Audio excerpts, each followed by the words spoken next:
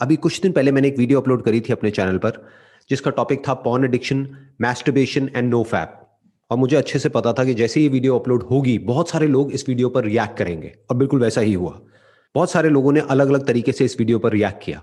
उसमें से बहुत सारे लोग ऐसे हैं जिनका रिएक्शन बिल्कुल जेन्युइन है, यानी कि उन्होंने स्टेप बाय स्टेप आराम से मेरे एक एक पॉइंट को समझा, फिर उसको लॉजिकली क्रिटिसाइज किया।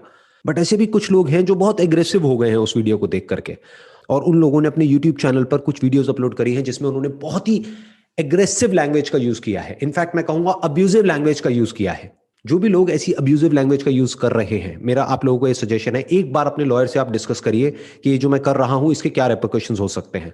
It is a civil as well as a criminal offence, यानी कि जो हमारी लीगल टीम है वो आपके अगेंस्ट एफआईआर भी लॉन्च कर सकती है और एक डेफेमेशन का केस भी फाइल कर सकती है। तो मैं बस इतना सा कहूंगा, अगर आप अपने पॉइंट को एक्सप्रेस करना चाहते हैं या मेरी वीडियो को क्रिटिसाइज करना चाहते हैं तो that's absolutely fine, because that comes under freedom of speech.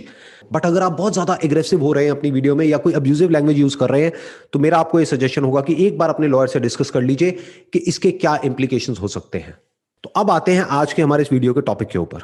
Number one, हम ये समझने की कोशिश करेंगे कि जो साइंटिफिक कम्युनिटी है वो इसके बारे में क्या बोलती है, उनकी क्या राय है। अब वो हम कैसे देख सकते हैं? बहुत ही सिंपल है, गूगल पे जाकर के हमको सर्च करना है इज मैस्टरबेशन हार्मफुल, करके देखते हैं क्या आता है। आप भी ये सर्च करके देख सकते हैं। यहां पर जो टॉप पे लिखा हुआ है that is masturbation can actually be good for your health both mentally and physically, and it's pretty much the safest sex out there. There is no risk of getting pregnant or getting an STD. Masturbation is a normal act used by many to explore their body and feel pleasure. Despite the myths, there are no physical harmful effects. Whether you masturbate is up to you. It doesn't harm your body. The medical community considers masturbation to be a natural and harmless expression. यहां पे इस बात पे ध्यान देना, natural and harmless. अब यहां पर जो बात समझनी जरूरी है वो ये है कि मैस्टरबेशन भी एक्सेस में बुरी है, इसमें कोई डाउट नहीं है। साइंटिफिक कम्युनिटी भी यही कहती है, और अगर लॉजिकली भी हम सोचें तो एक्सेस में हर चीज बुरी होती है। आप ज्यादा खाओगे, ज्यादा पियोगे, वो भी एक्सेस में बुरा है। लिमिट में खाओगे, लिमिट में पियोगे तो कोई बुरा नहीं है। जो इंपॉर्टेंट चीज यहां पर समझने वाली है वो ये है कि ये नेचुरल है, ये कोई अननेचुरल नहीं है, बल्कि सेक्सुअली अपने डिजायर्स को रिप्रेस करना वो अननेचुरल है। इस टॉपिक के ऊपर मैं अब तक 2 वीडियोस अपलोड कर चुका हूं, दोनों के लिंक्स आपको नीचे डिस्क्रिप्शन में मिल जाएंगे। और कहीं भी मैंने ये नहीं कहा है कि आप इसको एक्सेस में करिए। मैंने क्या बात करी है, क्या वर्ड बार बार यूज किया है, that is moderation, that is balance. अगर आप ध्यान से मेरी उन दोनों वीडियोस को देखेंगे तो मैंने कहीं पर भी ये नहीं कहा है कि आप 10-12 साल की एज से ही मैस्टरबेशन करना शुरू कर दो। मैंने क्या कहा है कि जब आप लीगली एलिजिबल हो जाते हो इस तरह की वीडियोस देखने के लिए या शादी करने के लिए, उसके बाद में मैस्टरबेशन करने में कोई बुराई नहीं है। तो मान लेते हैं कि 18 साल की एज में आपकी शादी हो जाती है, जो कि लीगली अलाउड है इंडिया में, और इसको दुनिया की कोई ताकत चैलेंज नहीं कर सकती है। उसके बाद में क्या आप सेक्स नहीं करोगे? क्या सेक्स करना गलती है? अगर ये गलती है और कोई कहता है कि ये गलती है, तो जो ये बात बोल रहा है वो खुद एक गलती का नतीजा है। क्योंकि अगर उसके माँ बाप ने ये गलत काम नहीं किया होता, अगर आप इसको गलत समझते हैं तो इंसान भी इस दुनिया में नहीं होता। तो यहां पर सिर्फ इतनी सी बात समझनी है कि सेक्स कोई गलत काम नहीं है, कोई चोरी नहीं है, कोई क्राइम नहीं है, कोई ऐसा काम नहीं है कि जिसके लिए आपके अंदर गिल्ट आए कि मैंने कुछ गलती कर दी है। ये कुछ भी गलत नहीं है, ये नेचुरल है और पार्ट ऑफ लाइफ है, इसको डिनाई नहीं किया जा सकता है। अब आते हैं फैक्ट नंबर 2 के ऊपर। जो भी लोग नो फैप के बारे में बात करते हैं वो ज्यादातर क्या करते हैं, वो आपको सिर्फ इसके बेनिफिट्स बताते हैं। नो डाउट इसके बेनिफिट्स हैं, बट आपको यह भी समझना है कि इसके नुकसान क्या है। लाइफ में हर चीज का प्लस भी होता है और माइनस भी होता है, प्रोज भी होते हैं, कॉन्स भी होते हैं। कोई भी आप दवाई खाते हो तो उसका बेनिफिट भी होता है और नुकसान भी होता है। तो डॉक्टर को समझना होता है कि इस दवाई का फायदा ज्यादा है या नुकसान ज्यादा है इस कंडीशन में, as per the condition of the patient. तो अब आराम से ये समझने की कोशिश करते हैं कि सेक्स डिप्रिवेशन के या सेक्स रिप्रेशन के क्या साइड इफेक्ट्स होते हैं। Difficulty in sleeping and body tension. इसके पीछे जो लॉजिक है वो बहुत ही सिंपल है। वो क्या है कि ये जो सेक्सुअल एनर्जी है ये बेसिकली क्या है, एक एनर्जी है, जैसे कोई भी एनर्जी होती है। तो जब एनर्जी जरूरत से ज्यादा बढ़ जाती है तो हम एक्साइटेड होने लग जाते हैं और एंशियस होने लग जाते हैं, और जब एनर्जी कम हो जाती है तो हम लेजी हो जाते हैं। तो ना एनर्जी का बहुत ज्यादा होना अच्छा है, ना बहुत कम होना अच्छा है। फिर चाहे वो सेक्सुअल एनर्जी हो या एनर्जी जो हमको खाने से मिलती है, पीने से मिलती है या सनलाइट से मिलती है, वो एनर्जी हो। ना एनर्जी ज्यादा अच्छी है ना कम अच्छी है। और इसके कुछ इमोशनल साइंस भी हैं, जैसे कि anxiety, lack of clarity and confusion in life, in thinking. और इसका एक बहुत बड़ा साइड इफेक्ट क्या है कि जब भी आप अपने आप को सेक्स करने से या मैस्टरबेट करने से रोकते हो तो आपको अपने आप को कुछ ना कुछ ऐसा बोलना पड़ेगा कि जिससे कि आप अपनी विल पावर को यूज करके अपने आप को रोक सको। और जब ऐसा कुछ आप बोलते हो तो there is a strong possibility कि आपके अंदर नेगेटिव फीलिंग्स और नेगेटिव इमोशंस आने लग जाएंगे सेक्स की तरफ। फिर उसके बाद में जब आप किसी रिलेशनशिप में जाओगे तो आपके लिए प्रॉब्लम भी हो सकती है।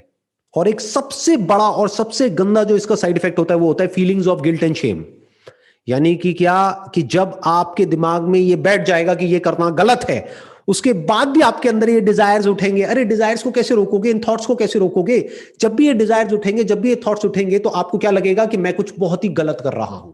तो जब वो थॉट्स आएंगे और जब वो डिजायर्स आपके ऊपर हावी हो जाएंगे और जब आप बार बार कोशिश करने के बाद भी फेल होगे, फेल मतलब क्या कि यानी कि आप मैस्टरबेट करोगे या सेक्स करोगे तो उसके बाद में आपके अंदर एक गिल्ट आएगा and this will create stress and that can lead to anxiety and even depression for that matter. तो ये था दूसरा पॉइंट। अब आते हैं तीसरे पॉइंट पे।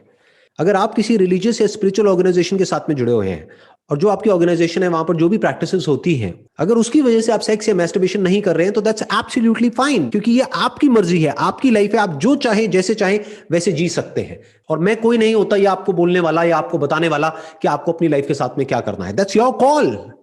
Last but not the least, कुछ भी करने से पहले आपको अपने आप से एक क्वेश्चन पूछना है कि जो भी मैं कर रहा हूं वो कर क्यों रहा हूं?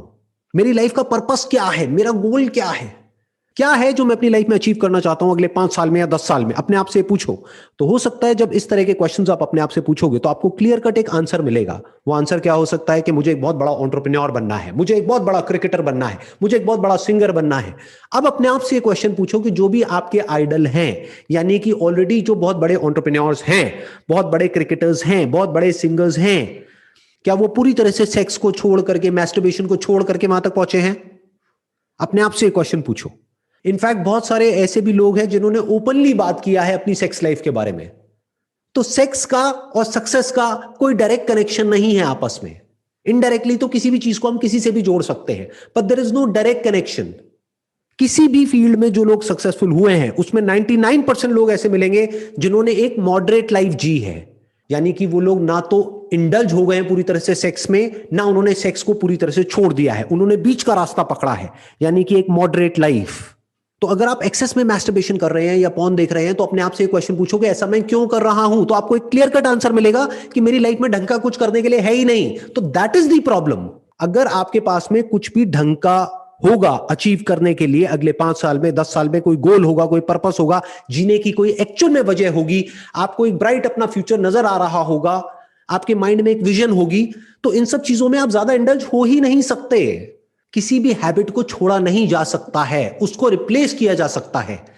तो अगर आपकी ये हैबिट पड़ गई है पॉर्न देखने की या मैस्टरबेट करने की, तो इस हैबिट को छोड़ने का कोई तरीका नहीं है। एक नई हैबिट बना लो तो धीरे धीरे ये वाली जो हैबिट है अपने आप ही कम होने लग जाएगी और दूसरी हैबिट टेक ओवर कर लेगी और आपकी लाइफ एक अलग डायरेक्शन में चली जाएगी। ये तरीका होता है अपने आप को बदलने का या किसी भी हैबिट को बदलने का। Wish you all the best for your future.